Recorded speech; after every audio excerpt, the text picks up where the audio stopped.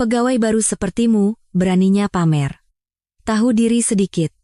Tamparan keras dari sang manajer mendarat di pipi pemuda itu. Suara desahan kaget terdengar dari orang-orang di sekitar, dan presiden direktur yang menyaksikan pemandangan itu dari kejauhan merasakan darahnya mendidih. Tidak ada seorang pun yang tahu bahwa pegawai baru yang sedang berlutut itu adalah menantu dari sang presiden direktur. Tekan tombol subscribe.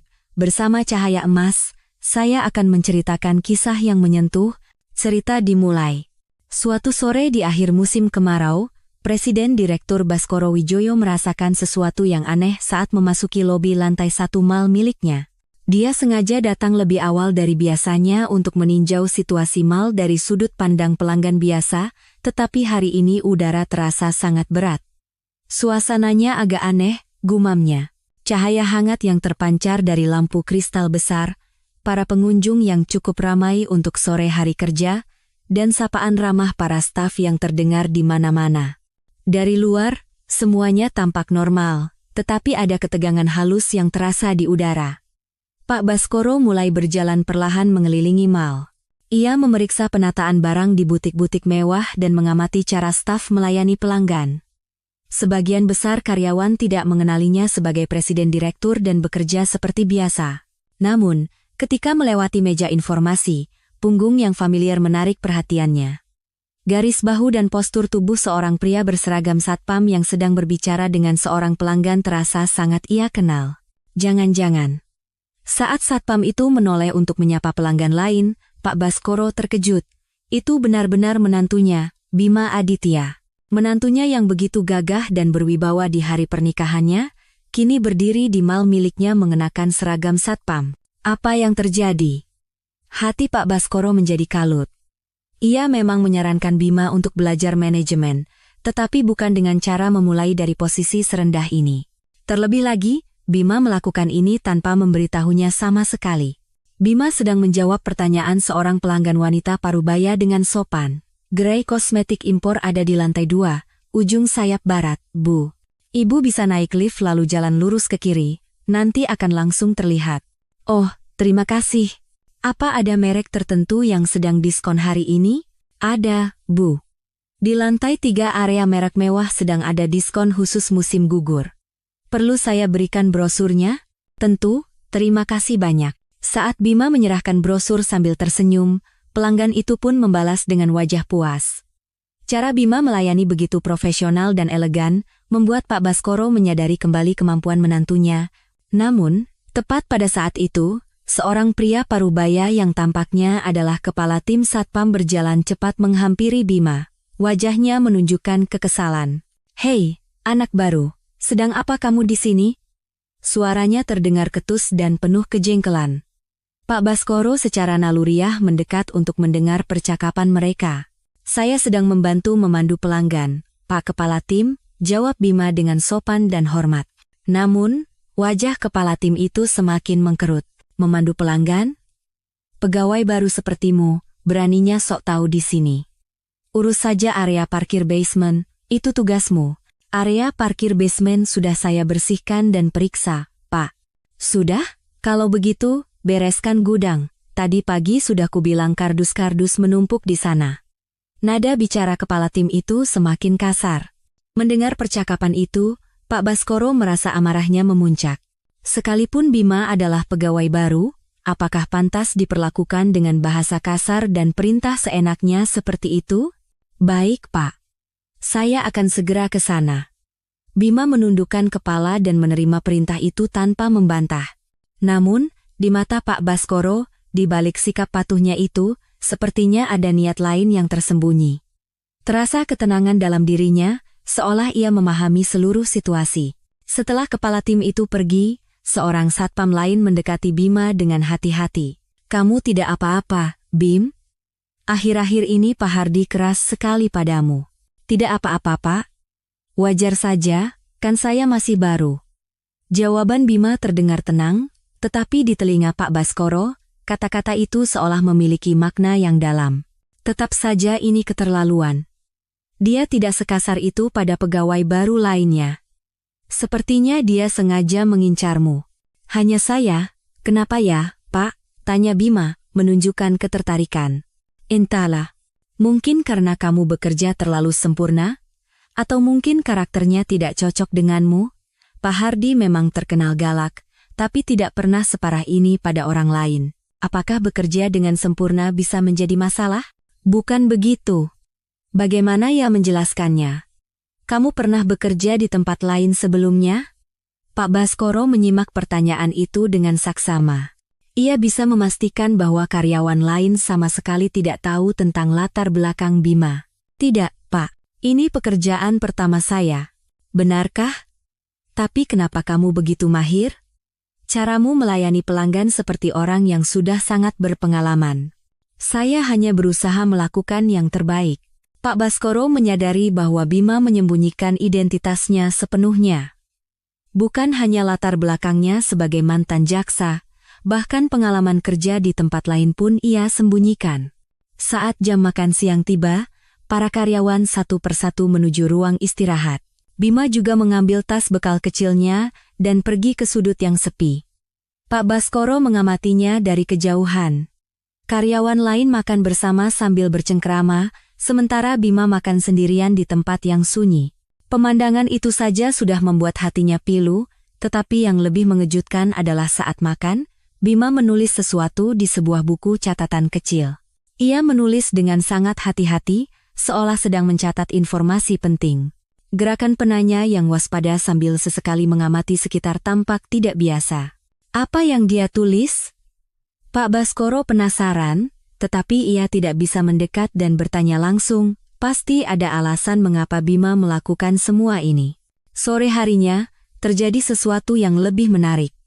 Seorang nenek meminta tolong untuk dicarikan dompetnya yang hilang, dan Bima maju untuk membantunya. Nenek ingat kira-kira hilang di mana dan kapan? Sepertinya hilang saat saya berbelanja di toko kosmetik lantai 2. Baik, saya akan periksa rekaman CCTV, mohon tunggu sebentar. Bima pergi ke ruang kontrol dan memeriksa rekaman CCTV dengan teliti. Pak Baskoro yang mengamati proses itu merasa takjub. Dalam waktu 20 menit, Bima berhasil menemukan dompet sang nenek. Dompetnya jatuh di dekat sofa dekat toilet wanita di lantai 2, Nek, petugas kebersihan sudah mengamankannya. Aduh, terima kasih banyak, Nak. Bagaimana kamu bisa menemukannya secepat ini? Di CCTV terlihat saat nenek mengeluarkan dompet dan saat dompet itu terjatuh, jadi lebih mudah ditemukan. Nenek itu sangat terharu dan berterima kasih. Karyawan lain pun kagum dengan kemampuan Bima. Hei, anak baru, kamu pintar sekali. Bagaimana bisa kamu menganalisis CCTV secepat itu? Saya hanya memeriksanya pelan-pelan, Pak. Pelan-pelan katamu? Kami juga pernah mencoba, tapi tidak pernah bisa secepat itu. Mendengar percakapan ini, Pak Baskoro sekali lagi merasa kagum dengan kemampuan tersembunyi Bima. Pengalamannya sebagai jaksa dalam menyelidiki kasus terlihat jelas. Namun, kepala tim Hardi yang melihat ini justru semakin tidak senang. Hei, anak baru, sini sebentar. Pak Hardi memanggil Bima secara terpisah. Karena penasaran, Pak Baskoro mendekat. Siapa yang menyuruhmu memeriksa CCTV? Pelanggan meminta tolong dicarikan barang yang hilang, jadi hal seperti itu biar saya yang putuskan dan perintahkan. Anak baru sepertimu jangan bertindak sembarangan. Pak Baskoro merasa tidak habis pikir. Bima sudah melakukan perbuatan baik, tetapi malah dimarahi. Maaf, Pak. Lain kali saya akan lapor terlebih dahulu. Dan, kamu itu aneh. Untuk ukuran anak baru, kamu terlalu hebat. Kamu pernah kerja di tempat lain, ya? Ini pekerjaan pertama saya. Pertama? Lalu bagaimana kamu bisa menganalisis CCTV sehebat itu? Kamu menyembunyikan sesuatu, kan? Bima terdiam sejenak. Namun, ia segera menjawab dengan tenang, tidak ada yang saya sembunyikan, Pak. Saya hanya punya kemampuan observasi yang cukup baik. Observasi? Jangan-jangan kamu masuk ke sini dengan tujuan lain? Tujuan lain? Mencuri informasi perusahaan kita, atau mungkin kamu mata-mata dari perusahaan lain. Pak Baskoro tahu bahwa kecurigaan Pak Hardi salah arah. Namun, berkat itu, identitas asli Bima justru akan lebih aman tersembunyi. Sama sekali tidak seperti itu, Pak. Oh ya? Lalu kenapa kamu selalu menulis sesuatu di buku catatanmu? Itu hanya catatan pribadi, Pak. Catatan pribadi ditulis sedetail itu? Coba perlihatkan apa yang kamu tulis. Bima tampak ragu sejenak. Namun, ia segera mengeluarkan buku catatannya dan menunjukkannya. Lihat saja, Pak. Isinya hanya jadwal kerja harian dan hal-hal yang saya pelajari. Dari kejauhan, Pak Baskoro melihat halaman yang ditunjukkan Bima memang hanya berisi catatan kerja biasa. Namun, ia yakin di halaman-halaman lain pasti ada konten yang lebih penting. Baiklah. Pokoknya, lain kali hati-hati. Jangan sampai menimbulkan kesalahpahaman. Baik, Pak.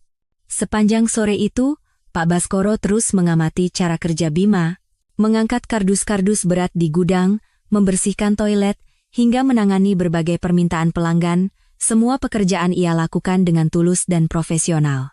Yang paling mengesankan adalah Bima tidak pernah sekalipun menunjukkan identitas aslinya dalam situasi apapun. Bahkan ketika karyawan lain kagum dengan kemampuannya, ia hanya menjawab bahwa itu karena keberuntungan atau karena ia bekerja keras.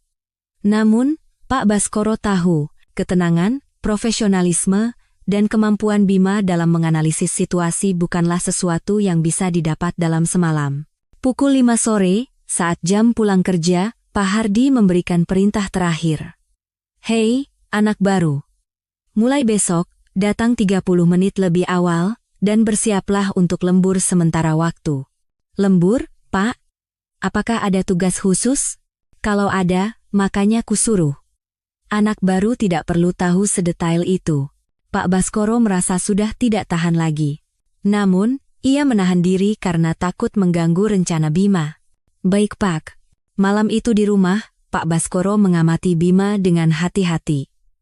Bima pulang lebih larut dari biasanya, wajahnya tampak lelah, tetapi ekspresinya tetap tenang. Bima, bagaimana pekerjaanmu akhir-akhir ini? Berat sekali, ya? Tidak apa-apa, Ayah. Saya belajar banyak hal. Kamu yakin tidak apa-apa? Apa kamu tidak terlalu memaksakan diri? Bima menatap Pak Baskoro sejenak. Dari tatapan matanya, Pak Baskoro bisa membaca makna yang dalam. Ayah, terkadang untuk melihat wujud yang sebenarnya, kita harus merasakan pengalaman dari paling bawah. Ternyata di dunia ini ada begitu banyak jenis manusia. Pak Baskoro merasakan makna penting dari kata-kata Bima. Jelas sekali bahwa Bima memahami seluruh situasi ini dan memiliki tujuannya sendiri. Baiklah. Tapi jangan terlalu memaksakan diri. Kesehatanmu yang paling utama. Iya, Ayah. Terima kasih. Malam itu, Pak Baskoro tidak bisa tidur. Ia terus memikirkan apa yang dialami Bima dan makna tersembunyi di baliknya. Satu hal yang pasti, Bima bekerja di lapangan bukan hanya untuk belajar manajemen, tetapi ada tujuan yang lebih besar. Dan untuk mencapai tujuan itu, ia menyembunyikan identitasnya sepenuhnya. Aku harus mengamatinya beberapa hari lagi, putus Pak Baskoro dalam hati. Ia harus memahami apa rencana Bima sebenarnya, dan masalah apa yang tersembunyi di dalam mal ini. Beberapa hari berlalu, tetapi hati Presiden Direktur Baskoro Wijoyo tetap terasa berat. Bayangan Bima yang bekerja di mal dengan menyembunyikan identitasnya terus berputar di kepalanya. Terutama sikap kasar Pak Hardi dan adegan Bima yang menulis sesuatu di buku catatannya sendirian tidak bisa ia lupakan. Pasti ada rencana yang lebih besar di baliknya. Pak Baskoro datang ke kantor lebih pagi dari biasanya. Ia bermaksud mengamati kegiatan harian Bima dengan lebih saksama hari ini. Pukul 8:30, saat ia menunggu di dekat pintu masuk karyawan, Bima muncul, mengenakan seragam satpam yang rapi dan membawa tas kecil. Penampilannya sama seperti kemarin saat memasuki gedung. Namun, hari ini ekspresinya tampak lebih serius. Pak Baskoro pun mengikutinya dari belakang dengan hati-hati dan mengamatinya dari kejauhan. Setelah serah terima singkat di pos satpam, Bima langsung memulai tugasnya. Hei, anak baru. Kemarin ada keluhan pelanggan, katanya kondisi toilet kotor. Pak Hardi mencegat Bima sejak pagi. Pak Baskoro merasa aneh, karena kemarin ia melihat sendiri Bima membersihkan toilet hingga sangat bersih. Boleh saya tahu bagian mana yang bermasalah, agar bisa saya periksa kembali, Pak? Bagian mana katamu? Ya karena kamu tidak membersihkannya dengan benar, makanya ada keluhan? Jangan banyak alasan, bersihkan lagi sekarang. Bima terdiam sejenak, namun, ia segera menundukkan kepala dan menjawab, baik, Pak, saya akan segera membersihkannya lagi. Mendengar percakapan ini, Pak Baskoro merasa marah. Kondisi kebersihan toilet kemarin sudah sempurna. Ia bahkan ragu apakah keluhan pelanggan itu benar-benar ada. Saat Bima pergi mengambil peralatan kebersihan, Pak Baskoro menguping pembicaraan Pak Hardi dengan satpam lain. Pak, apa benar ada keluhan pelanggan karena anak baru itu? Tidak, aku hanya ingin memberinya pelajaran. Akhir-akhir ini dia terlalu sombong. Oh, begitu. Padahal kerjanya rapi sekali, loh, Pak. Itu yang membuatku makin kesal. Anak baru tapi kerjanya terlalu sempurna, mencurigakan. Pak Baskoro terperangah mendengar percakapan itu. Memberi teguran palsu? Ini bukan lagi sekadar pembinaan pegawai baru, melainkan perundungan yang disengaja. 1 jam kemudian, Bima kembali setelah selesai membersihkan toilet. Kepala tim itu pergi memeriksanya sendiri dan kembali tanpa berkata apa-apa. Tentu saja karena tidak ada celah yang bisa ditemukan. Anak baru, sekarang bereskan gudang bawah tanah. Kardus-kardus dari pemasok menumpuk di sana. Baik, Pak. Setelah Bima turun ke basement, Pak Baskoro diam-diam mengikutinya. Di gudang bawah tanah memang ada banyak sekali kardus yang menumpuk, dan Bima mulai menatanya secara sistematis. Namun, sesuatu yang mengejutkan terjadi. Saat sedang memindahkan kardus, Bima berhenti sejenak, lalu mengeluarkan buku catatan kecilnya dan mulai menulis sesuatu. Pak Baskoro mendekat untuk melihat lebih jelas. Bima mencatat nama pemasok, jumlah barang, dan tanggal yang tertera di kardus dengan teliti. Ekspresinya tampak sangat serius. Apa dia menemukan sesuatu yang aneh? Bima membuka salah satu kardus dan memeriksa isinya. Lalu, ia kembali menulis sesuatu di buku catatannya. Kali ini lebih detail, seolah sedang mengumpulkan bukti. Mengamati dari kejauhan, Pak Baskoro semakin yakin. Bima bukan hanya membereskan gudang, tetapi sedang melakukan penyelidikan penting. Sekitar pukul 11 pagi, Bima selesai membereskan gudang dan naik ke atas. Namun, tugas lain sudah menantinya. Anak baru, ada air tumpah di lobi lantai 1, katanya lantainya licin. Cepat pel. Baik, Pak. Bima mengambil kain pel dan menuju lobi, tetapi di mata Pak Baskoro, lantai itu sama sekali tidak basah, namun, Bima membersihkan lantai itu tanpa berkata apa-apa. Melihat itu, Pak Baskoro semakin yakin. Ini bukan perintah kerja yang wajar, melainkan perundungan yang disengaja. Saat jam makan siang, Bima kembali makan bekal sendirian di sudut yang sama seperti kemarin. Pak Baskoro merasa pilu melihatnya dari kejauhan. Karyawan lain makan bersama di ruang istirahat, sementara Bima terasing sendirian. Namun, hari ini ia tampak lebih fokus menulis di buku catatannya daripada kemarin. Apa yang dia tulis sedetail itu? Rasa penasaran Pak Baskoro memuncak.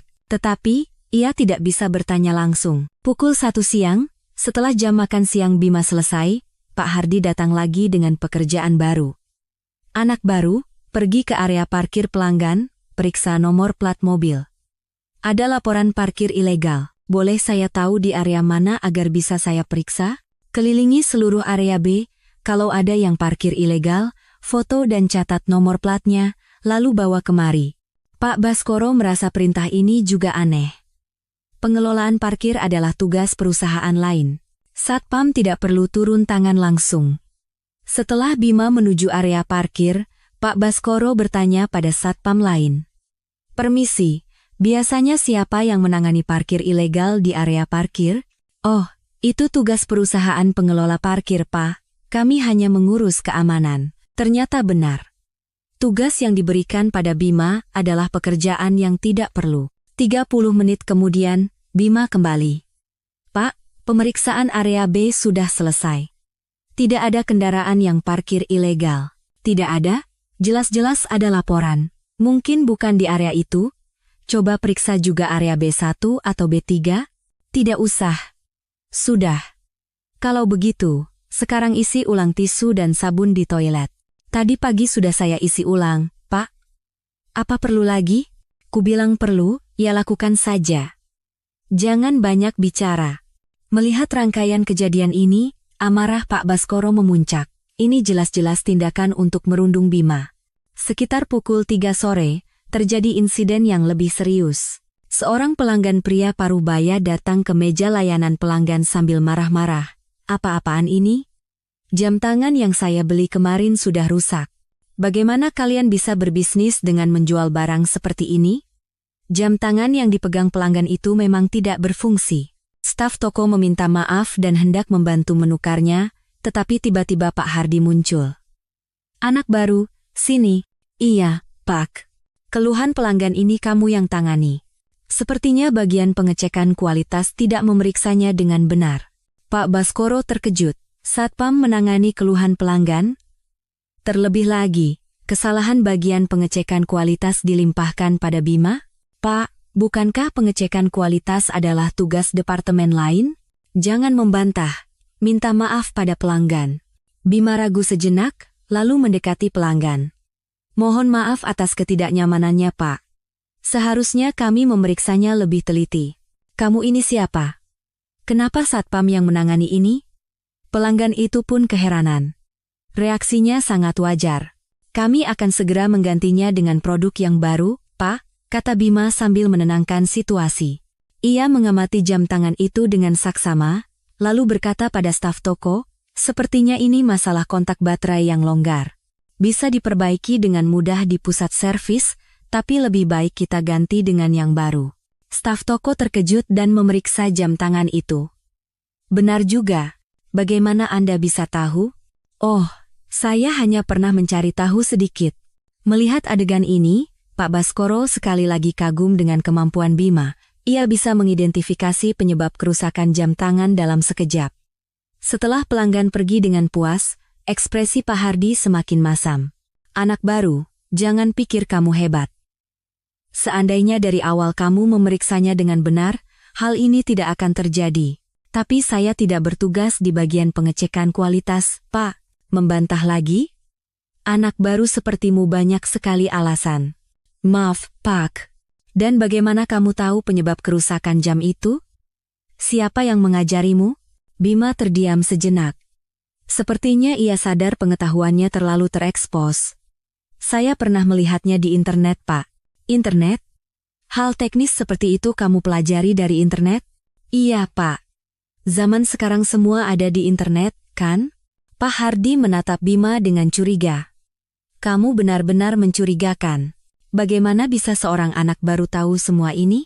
Saya hanya punya banyak rasa ingin tahu, Pak. Pak Baskoro merasa situasi ini bisa menjadi berbahaya. Kemampuan Bima terlalu menonjol.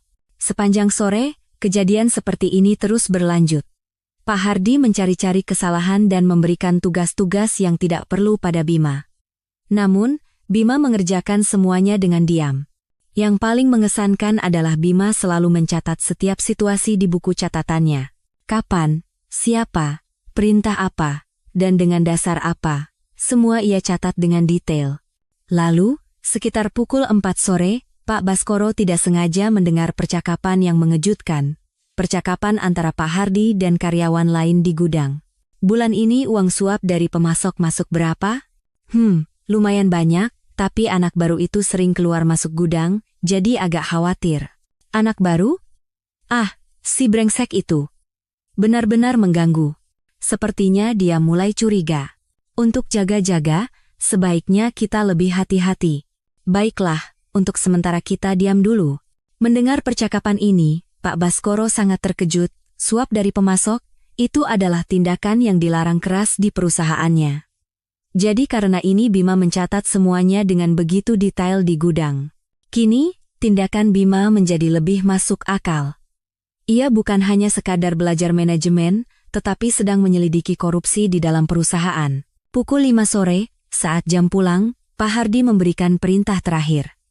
Anak baru, mulai besok datang jam 7:30 pagi, dan bersiaplah untuk lembur sementara waktu. 7:30, Pak?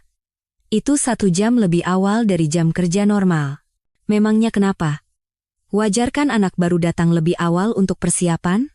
Pak Baskoro sudah tidak tahan lagi. Namun, Ia menahan diri karena takut mengganggu rencana Bima. Baik, Pak. Malam itu di rumah, Pak Baskoro berbicara dengan Bima secara hati-hati. Bima, kelihatannya kamu sangat lelah akhir-akhir ini. Kamu tidak apa-apa? Iya, saya baik-baik saja, Ayah. Apa ada alasan khusus di balik semua ini? Bima menatap Pak Baskoro sejenak. Dari tatapan matanya, terbaca sebuah tekad yang kuat. Ayah, sepertinya ada masalah di perusahaan ini. Masalah? Saya belum yakin, tapi sepertinya ada hal-hal yang tidak wajar terjadi.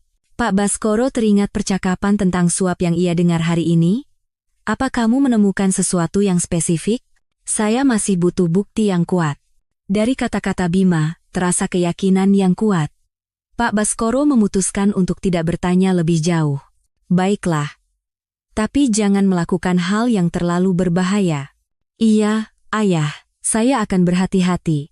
Malam itu, Pak Baskoro tidak bisa tidur. Menggabungkan kata-kata Bima dengan apa yang ia saksikan, menjadi jelas bahwa ada masalah serius di mal miliknya. Aku harus mengamatinya beberapa hari lagi, tekad Pak Baskoro. Ia harus mengawasi dengan cermat apa yang sebenarnya coba ditemukan oleh Bima, dan apakah ia akan terjerumus dalam bahaya dalam prosesnya. Lebih dari seminggu berlalu, dan Presiden Direktur Baskoro Wijoyo mengulangi rutinitas yang sama setiap hari, datang lebih awal ke kantor dan mengamati kegiatan harian Bima dari kejauhan. Setiap kali melihatnya, rasa marah dan kasihan semakin bertambah. Terutama percakapan tentang suap yang ia dengar kemarin terus terngiang di kepalanya. Pagi ini pukul 07.30, setelah memastikan Bima masuk ke pos Satpam, Pak Baskoro menunggu di tempat biasanya. Melihat Bima yang datang 1 jam lebih awal sesuai perintah Pak Hardi membuatnya merasa iba. Tak lama, suara keras Pak Hardi terdengar. Anak baru, sudah datang pagi-pagi, ya? Bagus. Hari ini kita mulai dengan tugas khusus. Baik, Pak. Tugas apa? Ya. Periksa barang-barang kiriman baru di gudang basement 2, cocokkan dengan daftar, pastikan jumlahnya pas. Pak Baskoro menyimak dengan saksama.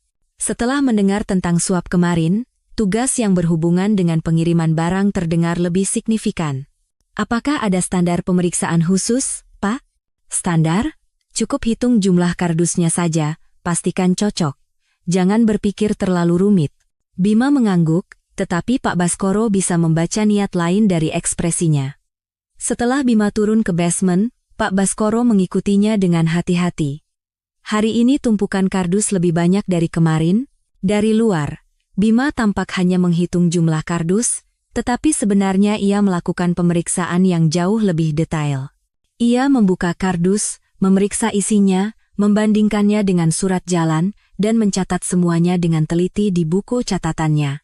Tiba-tiba, saat memeriksa sebuah kardus, ekspresi Bima mengeras. Sepertinya ia menemukan sesuatu yang penting. Pak Baskoro mendekat dan melihat bahwa di dalam kardus itu terdapat barang yang berbeda dari yang tertulis di surat jalan. Jumlahnya tidak sesuai, bahkan ada produk dari perusahaan lain yang tercampur di dalamnya. Bima memotret semuanya dan mencatatnya dengan detail di buku catatannya. Sikapnya yang fokus mengingatkan pada masa-masanya sebagai jaksa saat mengumpulkan bukti. Sekitar pukul 10 pagi, Bima keluar dari gudang dan naik ke lantai 1. Ekspresinya tenang seperti biasa, tetapi Pak Baskoro bisa merasakan keyakinan yang tersembunyi di baliknya.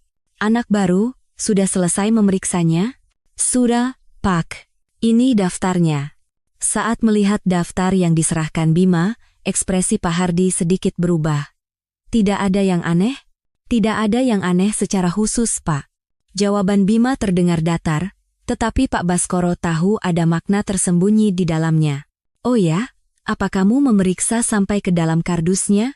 Bapak menyuruh saya hanya memeriksa jumlahnya, jadi saya hanya menghitung jumlahnya. Pak Hardi menatap Bima dengan curiga sejenak, lalu mengangguk. Bagus, kerja bagus. Sekarang kerjakan yang lain. Saat itu, seorang karyawan berlari tergesa-gesa. Pak, gawat. Ada pelanggan jatuh dan terluka di lantai 3. Apa? Di mana? Dekat eskalator. Sepertinya lantainya licin. Wajah Pak Hardi langsung menegang. Anak baru, kamu ke lantai 3, bereskan situasinya, dan periksa CCTV. Baik Pak.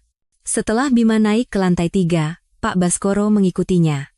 Di dekat eskalator, memang ada seorang pelanggan yang duduk sambil memegangi pergelangan kakinya, dikelilingi oleh karyawan lain. Bagaimana bisa Anda terluka, Bu? Bima mendekat dan bertanya dengan sopan. Lantainya licin sekali, jadi saya. Aduh, pergelangan kakiku sakit. Mohon maaf, Bu.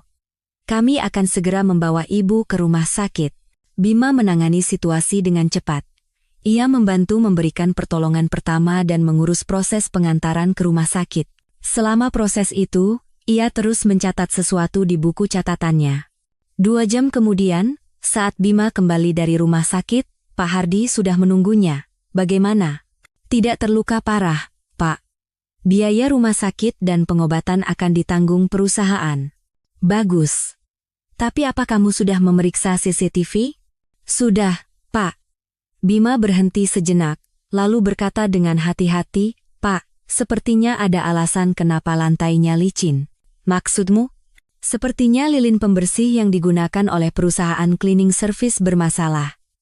Dari CCTV, saya lihat setelah dibersihkan kemarin, lantainya jadi sangat mengilap. Ekspresi Pak Hardi berubah drastis. Lilin pembersihnya bermasalah? Bagaimana kamu bisa tahu? Setelah saya amati rekaman CCTV dengan saksama, sepertinya begitu. Kamu amati dengan saksama? Seberapa saksama? Bima tampak ragu sejenak. Namun, ia segera menjawab dengan tenang, demi keselamatan pelanggan, saya memeriksanya dengan teliti. Teliti? Jangan-jangan kamu melihat CCTV dengan tujuan lain? Mendengar percakapan ini, Pak Baskoro menjadi tegang. Sepertinya Pak Hardi mulai mencurigai Bima. Tujuan lain? Saya tidak mengerti maksud Bapak. Kamu selalu menulis di buku catatanmu, dan mencari tahu segalanya dengan terlalu detail. Makanya aku curiga. Saya hanya berusaha bekerja dengan benar. Bekerja dengan benar? Apa anak baru perlu sampai sejauh itu?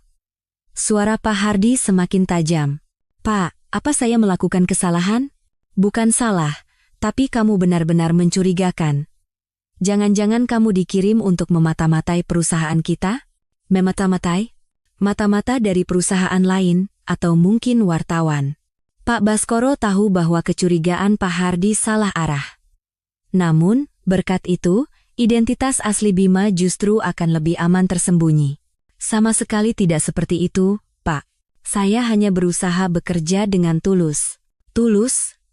Lalu kenapa kamu mencatat dengan begitu detail? Orang biasa tidak seperti itu. Bima berpikir sejenak, lalu mengeluarkan buku catatannya dan menunjukkannya. Lihat saja, Pak. Isinya hanya pekerjaan yang saya lakukan hari ini dan hal-hal yang saya pelajari. Pak Hardi mengintip buku catatan itu, tetapi di halaman yang ditunjukkan Bima memang hanya ada catatan kerja biasa. Baiklah. Pokoknya, lain kali jangan terlalu ingin tahu. Mengerti? Baik, Pak. Sore itu, Pak Baskoro menyaksikan adegan yang lebih mengejutkan. Saat Bima pergi ke toilet, ia mendengar percakapan Pak Hardi dengan karyawan lain. Anak baru itu membuatku pusing. Kenapa, Pak? Ada masalah? Dia terlalu teliti. Tadi saat memeriksa gudang, gayanya seperti auditor. Bukannya itu berarti dia rajin, Pak? Bukan rajin. Sepertinya ada niat lain. Terutama soal pengiriman barang, dia terlalu detail. Lalu bagaimana, Pak? Untuk sementara, jangan berikan dia tugas yang berhubungan dengan pemasok. Dan, Pak Hardi melihat sekeliling, lalu berbisik, untuk jaga-jaga, tunda dulu urusan bulan ini. Gawat kalau dia sampai curiga. Mendengar percakapan ini, Pak Baskoro semakin yakin. Jelas ada perbuatan ilegal yang terjadi di antara mereka. Pukul 5 sore, saat jam pulang, Pak Hardi memanggil Bima. Anak baru, mulai besok tugasmu kita ubah sedikit. Diubah bagaimana, Pak? Kamu tidak akan lagi mengurus gudang atau pengiriman barang, akan kuberikan tugas lain. Baik, Pak. Dan jangan terlalu banyak berpikir. Cukup kerjakan apa yang kuperintahkan. Bima mengangguk, tetapi Pak Baskoro bisa membaca tekad yang kuat dari tatapan matanya. Malam itu di rumah, Pak Baskoro berbicara dengan Bima secara hati-hati. "Bima, apa yang terjadi hari ini? Tidak ada hal khusus, Ayah. Benarkah? Apa kamu tidak menemukan sesuatu?" Bima menatap Pak Baskoro sejenak. Lalu, ia berkata dengan suara pelan, "Ayah, ada masalah yang sangat besar di perusahaan ini." "Masalah besar?" "Sepertinya ada tindakan ilegal yang berhubungan dengan pemasok. Mereka menerima suap dan tidak melakukan pemeriksaan barang dengan benar." Pak Baskoro teringat percakapan yang ia dengar. "Kamu yakin?" "Belum ada bukti yang kuat, tetapi bukti-bukti tidak langsung terus bermunculan." "Lalu apa yang akan kamu lakukan?" Tatapan Bima menajam. "Saya perlu menyelidikinya lebih lanjut. Tapi sepertinya pihak lawan sudah mulai mencurigaiku." "Apa tidak berbahaya?" "Tidak apa-apa. Saya sudah berpengalaman menangani hal seperti ini." Melihat sikap Bima yang penuh keyakinan, Pak Baskoro merasa lega sekaligus khawatir. "Kalau butuh bantuan, kapan saja katakan padaku." "Terima kasih, Ayah. Tapi untuk saat ini, sepertinya saya harus melakukannya sendiri. Mungkin nanti akan ada saatnya saya butuh bantuan Ayah." "Kapanpun, katakan saja. Aku akan melakukan apapun yang bisa kubantu." Malam itu, sebelum tidur, Pak Baskoro berpikir, sepertinya Bima benar-benar telah menemukan masalah besar, dan ia mengambil risiko untuk menyelesaikannya. Beberapa hari lagi, semuanya akan menjadi jelas. Sampai hari di mana bukti kuat yang dicari Bima dan kebenaran yang tersembunyi di mal ini terungkap, Pak Baskoro harus terus mengawasi Bima dan bersiap untuk membantunya. Namun, satu hal yang mengkhawatirkan adalah pihak lawan juga sudah mulai mencurigai Bima. Ia harus bertindak lebih hati-hati mulai sekarang. Minggu demi minggu berlalu, dan Presiden Direktur Baskoro Wijoyo merasa situasi di sekitar Bima semakin rumit. Pak Hardi dan karyawan lainnya mulai mencurigainya, membuat penyelidikan Bima menjadi lebih sulit. Pagi ini pun, Pak Baskoro datang lebih awal seperti biasa untuk mengamati Bima. Bima, yang tiba pukul 07.30, tampak lebih berhati-hati dari biasanya. "Anak baru, mulai hari ini kamu utamanya bertugas mengelola lobi lantai 1, perintah Pak Hardi pada Bima. Jelas sekali niatnya untuk menjauhkan Bima dari urusan gudang dan pengiriman barang." "Mengelola lobi lantai 1, Pak?" "Iya, memandu pelanggan, menjaga kebersihan, hal-hal seperti itu. Tidak akan sulit." Bima mengangguk, tetapi Pak Baskoro bisa membaca kekecewaan dari ekspresinya. Kesempatannya untuk menemukan bukti penting menjadi berkurang, namun Bima tidak menyerah. Sambil bekerja di lantai 1, ia terus mengamati dan mencatat pergerakan karyawan lain, kedatangan orang dari perusahaan pemasok, dan hal-hal aneh lainnya tidak luput dari catatannya. Sekitar pukul 10 pagi, seorang karyawan dari perusahaan pemasok datang mencari Pak Hardi. Pak Baskoro mengamati percakapan mereka dari kejauhan. "Pak, bagaimana urusan bulan ini?" Lumayan. Tapi akhir-akhir ini anak baru itu cerewet sekali, jadi kita harus lebih hati-hati." "Oh, satpam itu maksudnya? Yang waktu itu saya lihat di gudang?" "Benar. Dia terus-terusan mau memeriksa ini itu." "Lalu bagaimana, Pak?" Pak Hardi melihat sekeliling, lalu berbisik, "Untuk sementara kita diam dulu, dan barang berikutnya, kemas dengan lebih rapi dari biasanya." Mendengar percakapan ini, Pak Baskoro semakin yakin. Jelas mereka bersekongkol dengan pemasok untuk melakukan sesuatu yang ilegal. Yang lebih mengejutkan, Bima juga mendengar percakapan ini. Bima, yang sedang membersihkan lobi, dengan hati-hati mendekati mereka dan menguping pembicaraan itu. Setelah karyawan pemasok itu pergi, Bima segera mengeluarkan buku catatannya dan menulis sesuatu. Sikapnya yang fokus mengingatkan pada seorang penyelidik di masa jayanya sebagai jaksa. Saat jam makan siang, Bima menunjukkan perilaku yang berbeda dari biasanya. Alih-alih makan sendirian di sudut, ia duduk di dekat karyawan lain untuk mendengarkan percakapan mereka. "Suasana perusahaan akhir-akhir ini agak aneh, ya?" kata seorang karyawan pada rekannya. "Aneh bagaimana?" "Entahlah. Pak Hardi jadi sensitif sekali. Terutama karena anak baru itu." "Oh, si satpam itu? Memangnya dia berbuat salah apa?" "Bukan salah, Tapi katanya dia terlalu rajin, jadi bikin tidak nyaman. Rajin kan bukan hal yang buruk. Bukan begitu. Sepertinya ada tujuan lain. Selalu mencatat, bertanya ini itu. Mendengar percakapan ini, Pak Baskoro menyadari situasi yang dihadapi Bima semakin sulit. Sekitar pukul 2 siang, terjadi insiden yang tak terduga. Seorang pelanggan mengeluh dengan suara keras karena ada masalah dengan produk elektronik yang dibelinya. Apa-apaan ini? Produk baru kok ada goresan begini? Staf toko elektronik panik dan meminta maaf. Mohon maaf, Bu.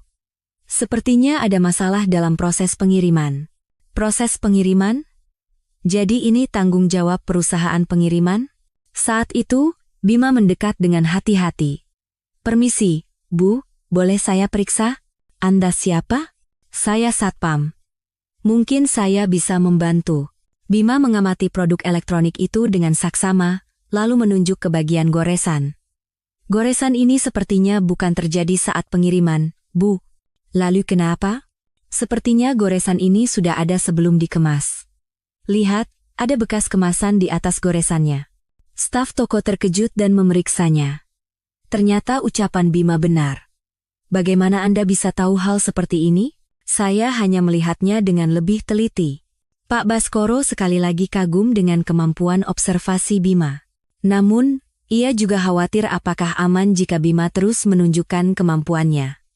Setelah pelanggan puas dan menerima produk baru, staf toko mendekati Bima.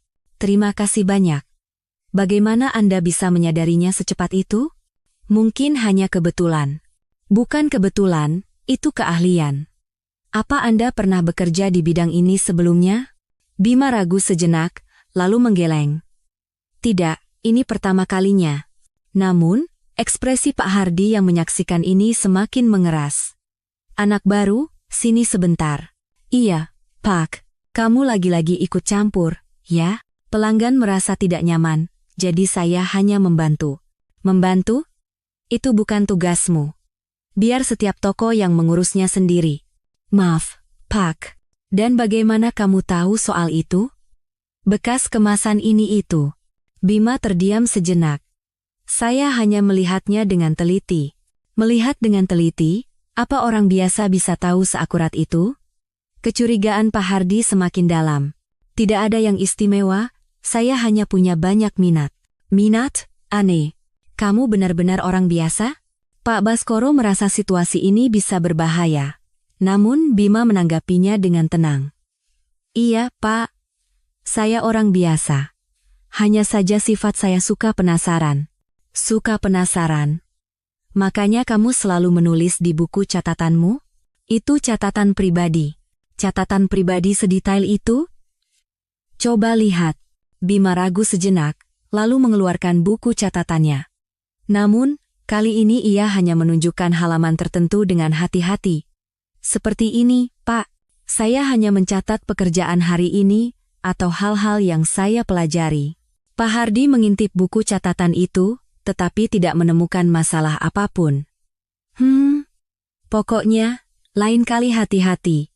Jangan terlalu ikut campur. Baik, Pak. Sepanjang sore, Pak Hardi mengawasi Bima dengan lebih tajam. Ia mengamati setiap gerakan Bima dan memerintahkan karyawan lain untuk mengawasinya dengan cermat. Namun, Bima tidak menyerah dalam situasi ini. Ia bertindak lebih hati-hati, tetapi terus mengamati dan mencatat. Sekitar pukul 4 sore, saat Bima pergi ke toilet, Pak Baskoro mendengar percakapan Pak Hardi dengan karyawan lain. Anak baru itu benar-benar mencurigakan. Kenapa, Pak? Dia tahu terlalu banyak. Hal-hal yang tidak mungkin diketahui orang biasa. Contohnya, hari ini saja, dia bisa tahu goresan di produk elektronik dari bekas kemasannya. Itu hanya bisa dilakukan oleh seorang ahli. Kalau begitu, jangan-jangan. Ya, jelas dia menyembunyikan sesuatu. Aku harus memeriksa latar belakangnya lagi. Mendengar ini, Pak Baskoro menjadi khawatir. Jika latar belakang Bima diperiksa, identitasnya bisa terungkap. Saat jam pulang, Pak Hardi memanggil Bima. Anak baru, besok datang lebih pagi. Ada tugas khusus. Tugas khusus, Pak? Ya. Ada yang perlu diperiksa lagi tentang data dirimu. Ekspresi Bima sedikit berubah. Namun, ia segera kembali tenang seperti biasa. Apa ada masalah, Pak? Aku mau memastikan ada masalah atau tidak. Baik, Pak. Malam itu di rumah, Pak Baskoro melakukan percakapan serius dengan Bima. Bima, sepertinya ini akan berbahaya. Iya, Ayah. Saya juga merasakannya. Mereka mau memeriksa latar belakangmu. Sepertinya mereka mulai mencurigai identitasku. Lalu apa yang akan kamu lakukan? Bima berpikir sejenak, lalu menunjukkan ekspresi penuh tekad.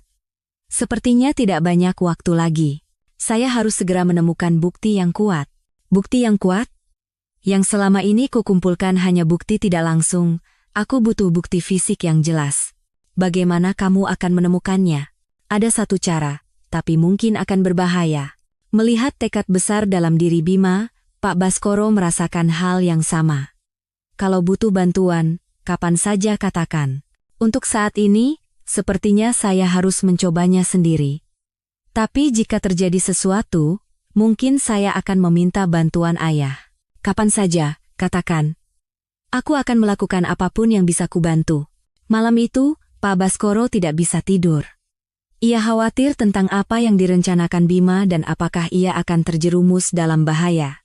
Namun, satu hal yang pasti, situasi menjadi semakin mendesak. Dalam beberapa hari, semuanya akan ditentukan. Apakah Bima akan berhasil menemukan bukti yang dicarinya, atau identitasnya akan terungkap dan ia akan dalam bahaya. Pak Baskoro bertekad untuk mengawasi Bima dengan lebih saksama. Setelah kouraan selama sebulan, Bima Aditya mengambil keputusan, tidak ada waktu lagi untuk menunggu. Kecurigaan Pak Hardi semakin hari semakin besar, dan dengan ancaman pemeriksaan latar belakang, semuanya bisa sia-sia jika ia tidak menemukan bukti yang kuat. Pukul 6 pagi, Bima tiba di mal jauh lebih awal dari biasanya. Ia berkeliling gedung sekali untuk memeriksa situasi. Kunci pos satpam yang berhasil ia duplikasi ternyata berguna di saat seperti ini. Pengalamannya sebagai jaksa dalam penyelidikan lapangan sangat terasa. Presiden Direktur Baskoro Wijoyo juga datang lebih awal dari biasanya dan mengamati Bima dari kejauhan. Gerakan Bima hari ini tampak berbeda. Sepertinya akan terjadi sesuatu yang penting hari ini. Pukul 8 pagi, saat jam kerja normal dimulai, Pak Hardi memanggil Bima. Anak baru, hari ini tim HRD mau memeriksa beberapa hal tentangmu. Pemeriksaan apa, Pak? Katanya ada beberapa bagian yang mencurigakan di CV dan data dirimu. Ekspresi Bima tidak berubah sama sekali. Namun, Pak Baskoro bisa merasakan ketegangan di balik ketenangannya. Kapan kira-kira pemeriksaannya akan dilakukan? Sore ini. Sampai saat itu, kerjakan tugasmu seperti biasa. Baik, Pak. Setelah Bima pergi, Pak Hardi berkata pada karyawan lain, awasi terus dia. Kalau ada gerakan aneh, langsung laporkan. Pak Baskoro menyadari situasi ini sangat berbahaya. Jika pemeriksaan latar belakang dimulai sore nanti, identitas Bima pasti akan terungkap. Pagi itu tidak ada kejadian khusus. Bima mengerjakan tugasnya mengelola lobi seperti biasa, dan karyawan lain juga bekerja tanpa curiga. Namun, saat jam makan siang, situasinya berubah. Bima mulai menunjukkan perilaku yang berbeda dari biasanya. Saya ke toilet sebentar. Setelah Bima meninggalkan tempatnya, Pak Baskoro diam-diam mengikutinya. Namun, Bima tidak menuju toilet, melainkan ke arah lain. Ke arah gudang bawah tanah. Apa yang mau dia lakukan? Pak Baskoro mengikutinya dengan hati-hati. Sesampainya di gudang bawah tanah, Bima melihat sekeliling, lalu masuk ke area terlarang yang biasanya tidak boleh diakses. Itu adalah ruang arsip khusus, tempat penyimpanan dokumen penting dan barang berharga. Bima menggunakan alat kecil untuk membuka pintu ruang arsip. Pak Baskoro terkejut. Jangan-jangan Bima punya keahlian seperti itu juga? Setelah masuk, Bima mulai menggeledah berbagai dokumen. Dengan sangat cepat dan sistematis, seolah ia tahu persis apa yang harus dicari. Sekitar 10 menit berlalu, Bima menemukan setumpuk dokumen dan ekspresinya menjadi cerah. Ia mengeluarkannya, memeriksanya dengan teliti, lalu mulai memotretnya dengan ponselnya. Dari kejauhan, Pak Baskoro melihat dokumen itu sepertinya berhubungan dengan kontrak pengadaan barang. Itulah bukti kuat yang selama ini dicari Bima. Namun tepat pada saat itu. Siapa di sana? Sedang apa kamu? Suara Pak Hardi terdengar. Sepertinya ia mengikuti Bima karena curiga. Bima dengan cepat mengembalikan dokumen ke tempatnya dan keluar dari ruang arsip. Oh, Pak Hardi. Sedang apa Bapak di sini? Itu pertanyaanku. Justru kamu, sedang apa di sini? Tadi saat mau ke toilet, saya dengar suara aneh, jadi saya coba periksa. Suara aneh? Suara apa? Seperti suara barang jatuh, tapi setelah saya periksa, tidak ada apa-apa. Pak Hardi menatap Bima dengan curiga. Oh ya? Tapi kenapa kamu keluar dari arah ruang arsip? Ruang arsip? Saya hanya memeriksa arah suara itu, Pak. Pak Hardi memeriksa pintu ruang arsip, tetapi pintu itu terkunci.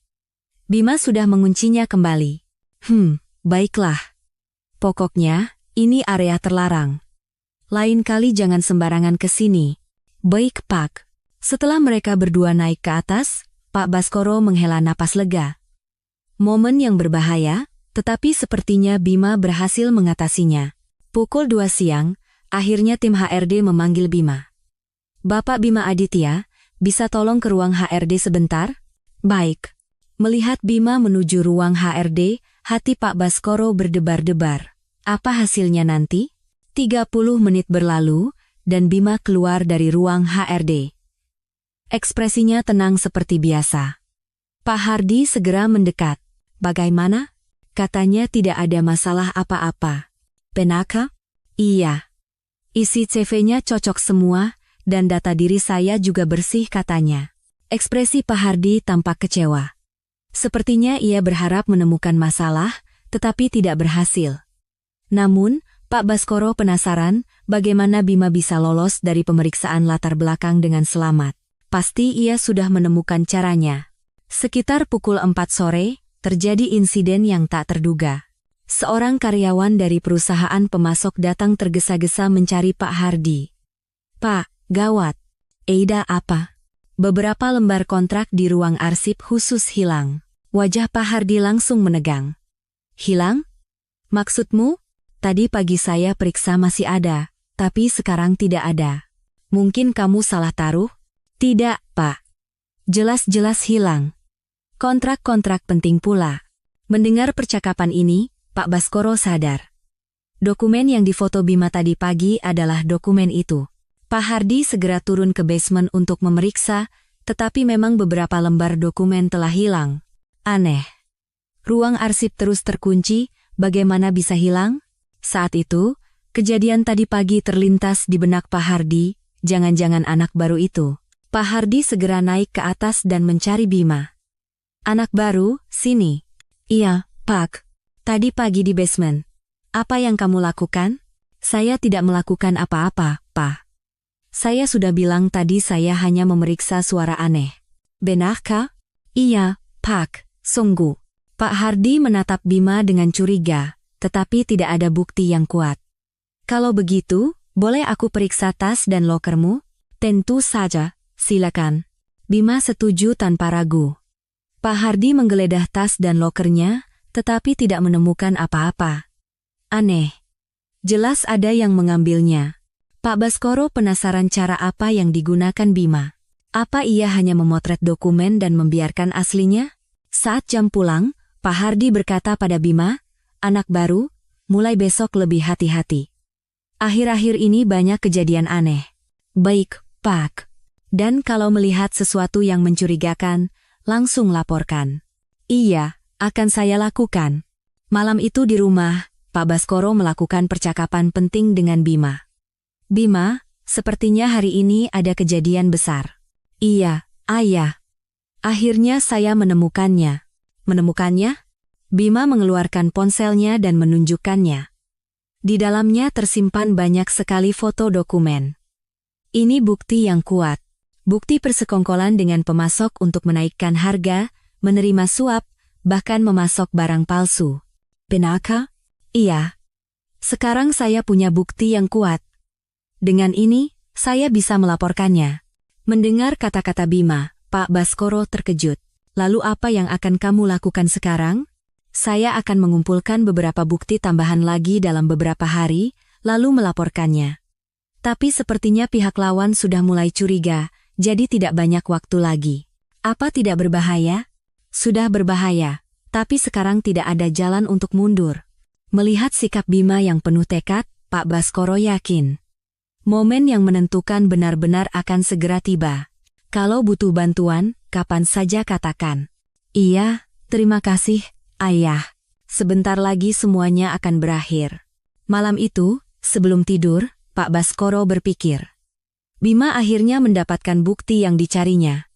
Namun, risikonya juga semakin besar. Beberapa hari ke depan akan sangat penting. Apakah Bima akan berhasil menyelesaikan semuanya dengan selamat? Atau ia akan terjerumus dalam bahaya sebelumnya? Waktu-waktu yang menegangkan akan terus berlanjut. Setelah memiliki keyakinan yang cukup, Bima Aditya memasuki persiapan terakhir. Bukti yang menentukan sudah di tangan, tetapi untuk membuat laporan yang sempurna, beberapa hal lagi diperlukan. Terutama bukti transaksi keuangan langsung antara Pak Hardi dan perusahaan pemasok. Menyaksikan Bima yang berangkat kerja pagi-pagi buta, Presiden Direktur Baskoro Wijoyo bisa membaca tekad yang lebih kuat dari sebelumnya di wajah menantunya. Mirip seperti wajah seorang jaksa yang akan menghadapi argumen penutup di pengadilan. Anak baru, hari ini lebih hati-hati lagi. Pak Hardi memperingatkan Bima sejak pagi. Insiden hilangnya dokumen kemarin membuatnya sangat tegang. Apa ada kejadian sesuatu, Pak? Hanya saja akhir-akhir ini banyak kejadian aneh. Semua karyawan harus lebih waspada. Baik, Pak. Namun, Bima sudah merencanakan langkah selanjutnya. Kemarin ia tidak sengaja mendengar bahwa hari ini ada pertemuan yang dijadwalkan antara Pak Hardi dan karyawan perusahaan pemasok. Sekitar pukul 10 pagi. Pak Baskoro melihat karyawan pemasok yang wajahnya sudah ia kenal masuk ke mal. Tak lama, ia bertemu dengan Pak Hardi dan mereka menghilang ke sudut yang sepi. Bima tidak melewatkan kesempatan ini. Sambil membawa peralatan kebersihan, ia bergerak secara alami ke arah yang mereka tuju. Pak, bagaimana dengan kasus dokumen kemarin? Tanya karyawan pemasok dengan suara khawatir. Masih belum tahu siapa yang mengambilnya. Tapi itu bukan asli, hanya salinan, jadi tidak akan jadi masalah besar. Benarkah? Syukurlah kalau begitu. Pokoknya, untuk sementara kita harus lebih hati-hati, terutama karena anak baru itu. Oh, si satpam itu maksudnya? Yang katanya mencurigakan? Ya. Dia tahu terlalu banyak. Hal-hal yang tidak mungkin diketahui orang biasa. Mendengar percakapan ini, Pak Baskoro menyadari betapa berbahayanya situasi Bima.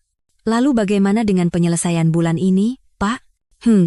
Sepertinya harus kita tunda sampai situasinya sedikit lebih aman. Baik, Pak. Tapi, Pak, apa mungkin satpam itu mendengar pembicaraan kita? Entahlah. Belum pasti. Tapi kita harus terus mengawasinya. Tepat pada saat itu, Bima mendekati mereka sambil membersihkan lantai. Anak baru. Sedang apa kamu di sini? Tanya Pak Hardi terkejut. Sedang membersihkan, Pak. Membersihkan? Di sini tidak perlu dibersihkan. Kemarin ada pelanggan yang menumpahkan minuman, Pak. Bima menunjuk ke lantai, dan memang ada noda kecil di sana. Oh, begitu. Cepat bersihkan dan pergi. Baik, Pak. Namun, sambil membersihkan, Bima terus memasang telinga. Ia tidak mau melewatkan informasi penting dari percakapan mereka. Pak, kalau begitu kita bertemu lagi minggu depan? Ya. Sampai saat itu, kita bereskan dulu situasinya. Setelah karyawan pemasok itu pergi, Pak Hardi menatap Bima dengan tajam. Anak baru, apa yang kamu dengar barusan? Maaf, Pak. Dengar apa? Pembicaraan kami. Oh, saya tidak terlalu memperhatikan, Pak. Saya hanya fokus membersihkan. Pak Hardi masih menatap Bima dengan curiga, tetapi tidak bertanya lebih jauh. Saat jam makan siang, Bima bertindak lebih hati-hati dari biasanya. Saat mencatat di buku catatannya, ia melihat sekeliling berkali-kali, dan saat memotret dengan ponselnya, ia melakukannya dengan sangat tersembunyi. Namun, sekitar pukul 2 siang, tamu tak terduga muncul di mal. Selamat siang. Kami dari Direktorat Jenderal Pajak. 3 orang petugas pajak masuk ke pos Satpam. Wajah Pak Hardi seketika pucat.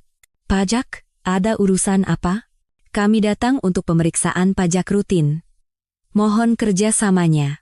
Melihat situasi ini, Pak Baskoro terkejut. Jangan-jangan Bima sudah melapor? Namun, dari ekspresi Bima, sepertinya ia juga tidak menduganya. Data apa saja yang akan diperiksa? Kami akan memeriksa kontrak pengadaan barang dan buku besar akuntansi terlebih dahulu. Wajah Pak Hardi semakin menegang. Data seperti itu ada di bagian keuangan. Tolong antarkan kami. Saat para petugas pajak menuju bagian keuangan, Pak Hardi dengan cepat mengeluarkan ponselnya dan menelepon seseorang. Halo? Gawat. Ada pemeriksaan dari kantor pajak. Ya. Sekarang juga. Baik, sepot beriaskan. Mendengar telepon ini, Pak Baskoro menduga ada upaya untuk menutupi sesuatu yang sedang dimulai.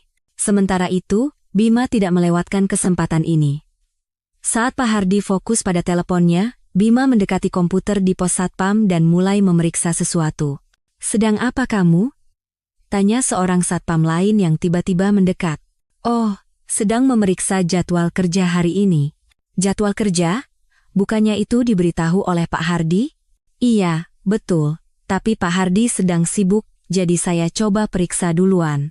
Untungnya, Satpam itu pergi tanpa curiga. Sepanjang sore, pemeriksaan dari kantor pajak terus berlanjut. Pak Hardi dan karyawan terkait sibuk bergerak, merapikan dokumen. Dalam kekacauan ini, Bima berhasil mengumpulkan lebih banyak bukti. Dokumen yang biasanya sulit diakses, kali ini bisa ia periksa. Sekitar pukul 4 sore, petugas pajak mengumumkan bahwa mereka akan menunda pemeriksaan sementara. Hari ini cukup sampai di sini, besok kami akan datang lagi untuk melanjutkan pemeriksaan. Besok datang lagi? Iya, sepertinya akan memakan waktu beberapa hari. Setelah petugas pajak pergi, Pak Hardi tampak sangat lelah. Apa yang terjadi? Kenapa tiba-tiba ada pemeriksaan pajak? Karyawan lain juga bingung dan saling berbisik. Jangan-jangan ada yang melapor? Melapor? Siapa? Akhir-akhir ini banyak kejadian aneh. Pandangan Pak Hardi secara alami tertuju pada Bima. Anak baru, apa kamu tahu sesuatu? Saya tidak tahu apa-apa, Pak. Benaka? Iya, Zonggu. Namun, kecurigaan Pak Hardi semakin dalam. Saat jam pulang, Pak Hardi memanggil Bima. Anak baru, bagaimana kalau mulai besok kamu cuti sementara? Cuti, Pak? Kenapa? Karena ada pemeriksaan pajak, perusahaan jadi agak kacau. Lebih baik kamu istirahat beberapa hari, setelah pemeriksaan selesai baru masuk lagi. Mendengar ini, Pak Baskoro menjadi tegang. Jelas sekali niatnya untuk menjauhkan Bima dari perusahaan. Apa saya harus cuti, Pak? Iya, itu lebih baik. Untuk jaga-jaga. Bima berpikir sejenak, lalu mengangguk. Baik, Pak. Sampai kapan saya harus istirahat? Sekitar seminggu. Nanti akan kuhubungi tergantung situasinya. Malam itu di rumah, Pak Baskoro mengadakan rapat darurat dengan Bima. Bima, sepertinya sekarang benar-benar berbahaya. Iya, Ayah. Saya juga berpikir begitu. Mereka mencoba menjauhkan saya dari perusahaan dengan alasan cuti. Lalu apa yang akan kamu lakukan? Tatapan Bima menjadi penuh tekad. Sepertinya saya tidak bisa menunggu lebih lama lagi. Besok saya akan langsung melapor. Besok? Iya. Bukti yang sudah terkumpul sudah cukup. Jika ditunda lagi, malah akan lebih berbahaya. Melihat keputusan Bima, Pak Baskoro sadar bahwa saatnya telah tiba. Kalau butuh bantuan, kapan saja katakan. Iya, terima kasih, Ayah. Besok semuanya akan berakhir. Malam itu, Bima melakukan pemeriksaan terakhir. Ia merapikan semua bukti yang telah dikumpulkan dan mempersiapkan prosedur pelaporan. Pak Baskoro juga tidak bisa tidur. Besok semuanya akan terungkap, hasil seperti apa yang menanti. Satu hal yang pasti, mereka sudah sampai di titik yang tidak bisa kembali. Mulai besok, dunia yang sama sekali berbeda akan terbentang. Momen yang telah dipersiapkan Bima begitu lama akhirnya akan tiba. Mari kita kembali ke beberapa bulan sebelumnya. Suatu minggu sore di awal musim semi, di ruang tamu rumah Presiden Direktur Baskoro Wijoyo, keluarga sedang berkumpul minum teh. Putrinya, Citra, dan menantunya, Bima, bersama Pak Baskoro dan istrinya menikmati waktu yang tenang. Bima, bagaimana kabarmu akhir-akhir ini? Pekerjaan sebagai jaksa pasti berat, ya? Pak Baskoro menunjukkan perhatian pada menantunya. Saat itu, Bima bekerja sebagai jaksa khusus kejahatan ekonomi di Kejaksaan Agung. Tidak, Ayah, ini pekerjaan yang memuaskan. Terutama akhir-akhir ini saya banyak menangani kasus korupsi internal perusahaan, jadi saya merasa ini semakin berarti. Kasus korupsi perusahaan? Iya. Ternyata lebih banyak perusahaan dari yang kita duga yang bersekongkol dengan pemasok untuk mendapatkan keuntungan ilegal atau memanipulasi pembukuan. Mendengar kata-kata Bima, Pak Baskoro sekali lagi kagum dengan profesionalisme menantunya. Bagaimana kamu bisa mengungkap hal seperti itu? Biasanya terungkap melalui laporan dari orang dalam atau pemeriksaan pajak. Tapi yang paling pasti adalah mendapatkan bukti langsung di lapangan. Bukti lapangan? Iya. Bukti fisik seperti kontrak atau buku besar akuntansi, dan juga konten percakapan atau riwayat transaksi keuangan antar pihak terkait. Bima menjelaskan pekerjaannya dengan mata berbinar.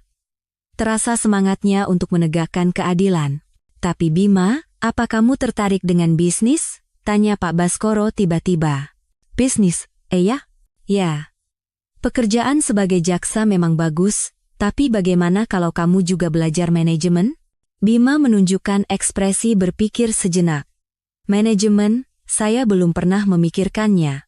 Nanti kamu bisa membantuku, atau kamu bisa membuka bisnismu sendiri. Citra, yang mendengarkan percakapan suami dan ayahnya, tersenyum. Ayah, Bima sangat menyukai pekerjaannya sebagai jaksa. Jangan memaksanya. Bukan memaksa, tapi memberinya pilihan yang lebih luas. Bima, coba pikirkan. Beberapa minggu setelah hari itu, Bima terus memikirkan tawaran Pak Baskoro. Pekerjaannya sebagai jaksa memang memuaskan, tetapi rasa ingin tahu terhadap tantangan baru juga muncul. Suatu hari, terjadi insiden yang mengejutkan dalam kasus korupsi perusahaan yang sedang ditangani Bima. Bima, ada perintah untuk menghentikan penyelidikan kasus ini, kata atasan Bima tiba-tiba. Dihentikan, Pak? Kenapa? Keputusan dari atas. Katanya kekurangan bukti. Namun, Bima sudah mengumpulkan bukti yang cukup. Ia menduga ada tekanan dari pihak lain. Tapi buktinya sudah cukup, Pak. Perusahaan ini jelas-jelas. Bima, kita tidak bisa berbuat apa-apa. Ini keputusan organisasi. Malam itu, setelah pulang ke rumah, Bima tenggelam dalam pemikiran yang dalam. Ia menjadi jaksa untuk menegakkan keadilan, tetapi justru di saat harus mengungkap kebenaran, ia menemui jalan buntu. Sayang, ada apa? Wajahmu murung, tanya Citra khawatir. Citra, apa aku benar-benar melakukan pekerjaan yang benar sebagai jaksa? Kenapa tiba-tiba bicara begitu? Bima menceritakan kejadian hari ini pada Citra. Perintah untuk menghentikan kasus yang sudah memiliki bukti kuat, dan rasa frustrasi yang ia rasakan. Lalu apa yang akan kamu lakukan? Aku tidak tahu. Kalau aku terus bekerja sebagai jaksa dan hal seperti ini terus terulang, apa aku bisa menegakkan keadilan yang kuinginkan? Citra bisa memahami kegelisahan suaminya. Bagaimana dengan tawaran ayah soal manajemen? Manajemen? Iya. Kamu bisa belajar manajemen di perusahaan ayah, dan secara internal melakukan hal-hal yang benar. Kata-kata Citra seolah memberikan pencerahan bagi Bima. Benar juga. Di kejaksaan mungkin ada batasannya, tapi aku bisa menyelesaikan masalah langsung dari dalam perusahaan. Beberapa hari kemudian, Bima menemui Pak Baskoro. Ayah, saya benar-benar ingin mencoba belajar manajemen yang ayah tawarkan waktu itu.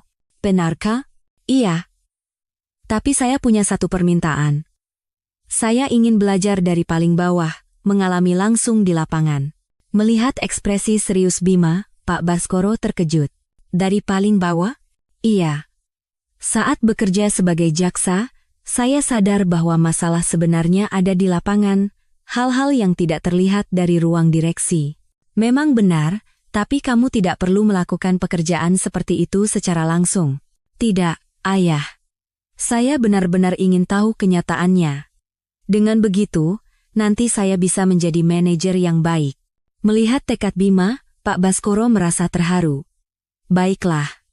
Kalau begitu, mari kita mulai dari paling bawah. Tapi kalau terlalu berat, kapan saja katakan. Iya, terima kasih, Ayah. Tapi Bima, ada satu syarat. Syarat? Identitasmu harus dirahasiakan sepenuhnya. Kalau karyawan lain tahu, kamu tidak akan bisa mendapatkan pengalaman yang sebenarnya. Tentu saja, Ayah. Saya ingin memulainya dengan identitas yang benar-benar baru.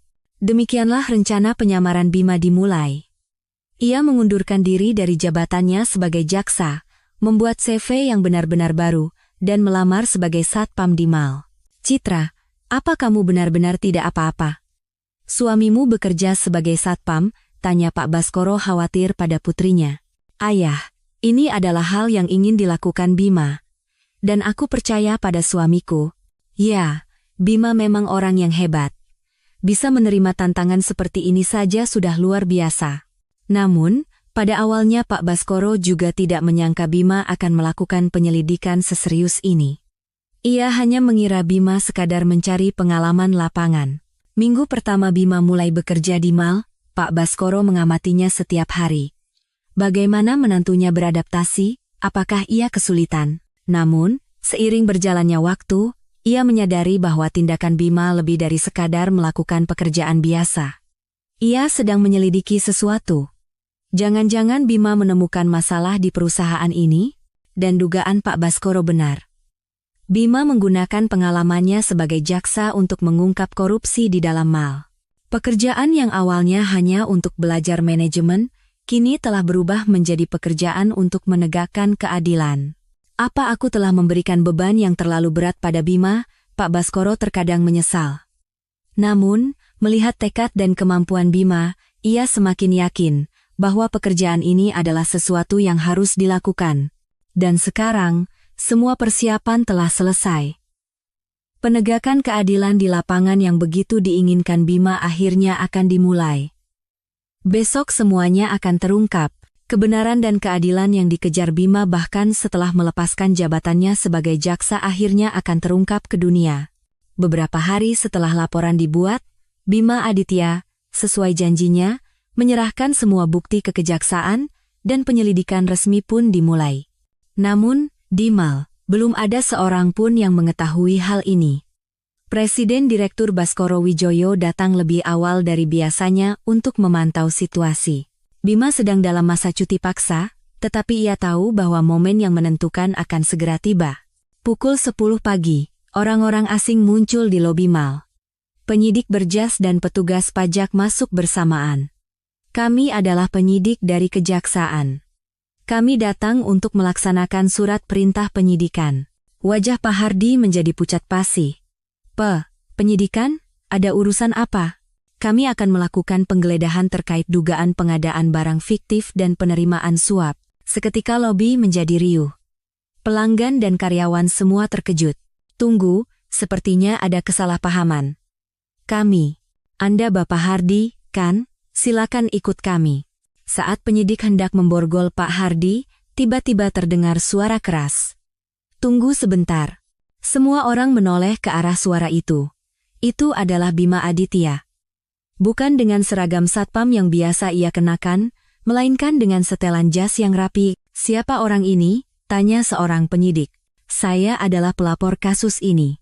Bima berhenti sejenak untuk mengatur napas, lalu berkata dengan tegas, saya adalah Bima Aditya, mantan jaksa. Selama beberapa bulan terakhir, saya menyamar bekerja di sini untuk mengumpulkan bukti. Lobi menjadi hening seketika. Semua karyawan menatap Bima dengan ekspresi terkejut. Apa? Jaksa? Kata Pak Hardi dengan ekspresi tidak percaya. Benar, Pak Hardi. Selama ini Anda memanggil saya anak baru, kan?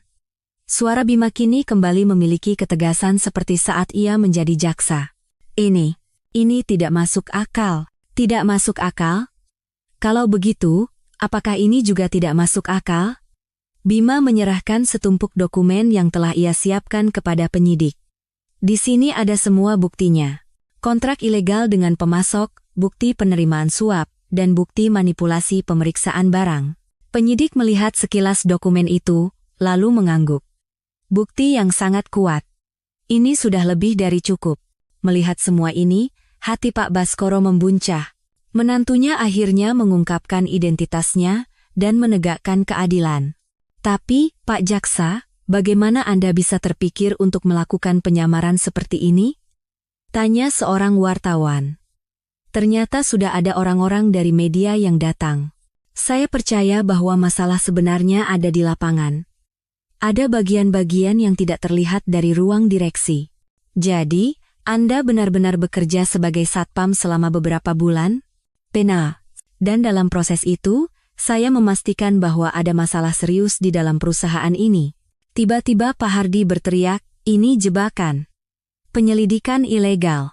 Bima menjawab dengan tenang. Ini bukan jebakan. Saya adalah karyawan yang dipekerjakan secara sah, dan ini adalah bukti-bukti yang saya temukan secara kebetulan saat menjalankan tugas. Kebetulan? Kamu sudah mengincarnya sejak awal. Mengincarnya? Awalnya saya hanya ingin belajar manajemen, tapi hal-hal yang Pak Hardi tunjukkan pada saya adalah bukti yang terlalu jelas. Mendengar percakapan ini, Pak Baskoro memahami niat Bima yang sebenarnya. Awalnya memang tujuannya adalah belajar manajemen, tetapi saat menghadapi kenyataan, jiwa jaksanya bangkit kembali. Terutama saat Bapak secara langsung memberikan saya tugas terkait pengadaan barang, itu sangat membantu saya menemukan bukti, kata Bima sambil menatap Pak Hardi. Dan setiap hari, dengan merundung saya, Anda terus-menerus membocorkan informasi internal perusahaan. Bukan merundung. Bukan merundung. Lalu ini apa? Bima mengeluarkan buku catatannya dan menunjukkannya. Semuanya tercatat di sini. Kapan, di mana, siapa, melakukan apa, dan bagaimana. Saat buku catatan itu dibuka, terlihat catatan yang sangat detail. Semua kejadian dan percakapan diatur berdasarkan tanggal dan waktu. Ini semua apa? Tanya karyawan lain dengan terkejut. Ini adalah cara saya mencatat sejak menjadi jaksa. Mencatat semua detail kejadian tanpa ada yang terlewat. Pak Baskoro sekali lagi kagum dengan profesionalisme Bima. Ketelitian dan akurasi seorang jaksa terlihat jelas. Kalau begitu, sejak awal Anda sudah mencurigai kami? Tanya seorang karyawan. Tidak. Awalnya saya benar-benar berniat bekerja sebagai pegawai baru biasa. Tapi setelah melihat transaksi mencurigakan antara Pak Hardi dan pemasok, saya mulai curiga. Transaksi mencurigakan? Iya. Jumlah barang yang dikirim berbeda dengan yang sebenarnya, kontrak dengan harga yang dinaikkan, dan penerimaan suap secara rutin. Saat Bima menyajikan bukti-bukti konkret, Pak Hardi tidak bisa lagi membantah. Semua bukti ini sudah diserahkan. Pihak berwenang akan menyelidikinya secara resmi. Penyidik memborgol Pak Hardi. Hardi, Anda ditangkap atas dugaan pelanggaran hukum tindak pidana korupsi. Saat itu, Presiden Direktur Baskoro Wihoyo mengkel. Tunggu sebentar. Semua orang menatapnya.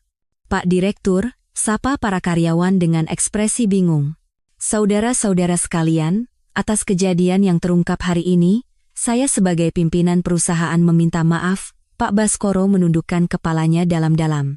Saya tidak tahu bahwa hal seperti ini terjadi di perusahaan saya. Tapi itu tidak bisa menjadi alasan.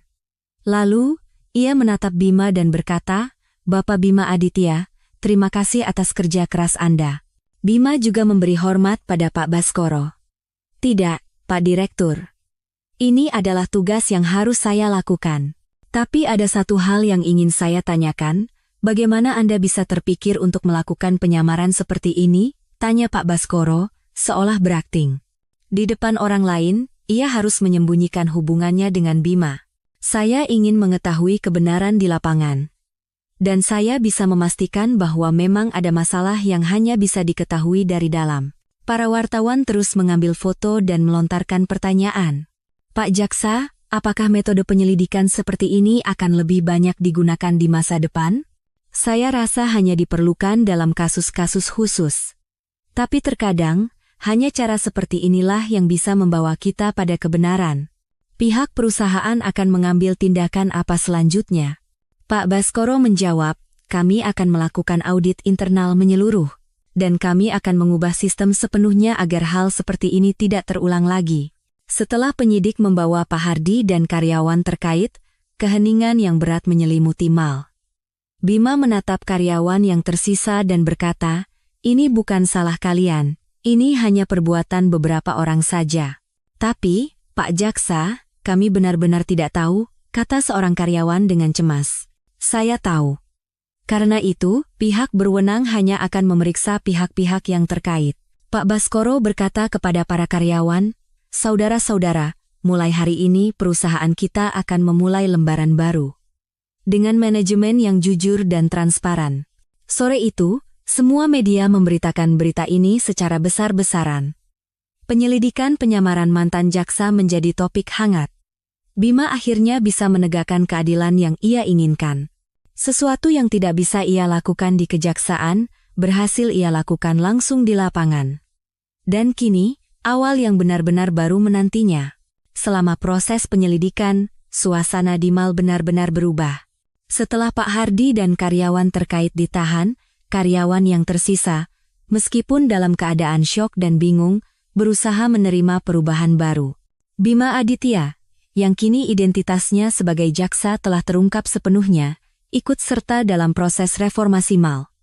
Bersama Presiden Direktur Baskoro Wijoyo, ia memulai perbaikan sistem secara menyeluruh. Pak, apa benar Bapak bekerja bersama kami selama beberapa bulan?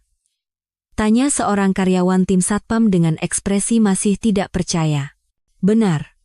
Maafkan saya karena telah menyembunyikan identitas saya selama ini. Bukan begitu, Pak. Justru kami yang minta maaf, kami tidak tahu. Tidak perlu seperti itu. Saya juga belajar banyak. Sikap Bima yang tulus membuat para karyawan perlahan-lahan membuka hati. Pak Baskoro mengadakan rapat darurat untuk seluruh karyawan. Saudara-saudara, saya tahu kalian sangat terkejut dengan kejadian ini. Saya akan menjelaskan bagaimana perusahaan kita akan berubah ke depannya. Suasana tegang menyelimuti ruang rapat.